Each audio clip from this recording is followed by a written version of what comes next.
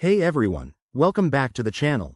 If you're diving into the world of crypto in 2025, you might have heard about Zircuit, a popular Layer 2 scaling solution that makes Ethereum transactions faster and cheaper. Today, I'm walking you through a simple step-by-step guide on how to send ETH to Zircuit. Whether you're a beginner or just need a quick refresher, this tutorial will have you bridging your assets in no time. Let's jump right in. First things first, you'll need a compatible wallet. I recommend using MetaMask or another Ethereum-based wallet. Make sure it's updated to the latest version for 2025 compatibility.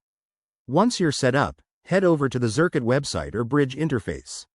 It's user-friendly, but always double-check for the official site to avoid scams. Step 2. Ensure you have some ETH in your wallet. If you don't, you can buy it directly through your wallet using a debit card or transfer from an exchange. Now, connect your wallet to the Zircuit bridge. You'll see a prompt to approve the connection. Go ahead and confirm it. This is where the magic happens. Next, enter the amount of ETH you want to send. Remember, there might be a small fee for the bridge transaction, so keep an eye on gas prices.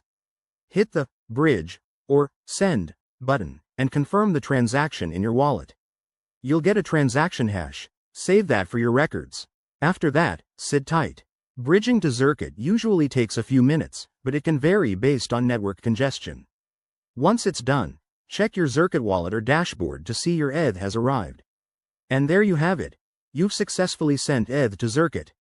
A quick tip. Always use hardware wallets for larger amounts to stay secure, and keep an eye on Zircuit's official updates for any changes in 2025. If you run into any issues, their support docs are super helpful. Thanks for watching. If this tutorial helped you, give it a thumbs up, subscribe for more crypto tips, and drop a comment below if you have questions. See you in the next video.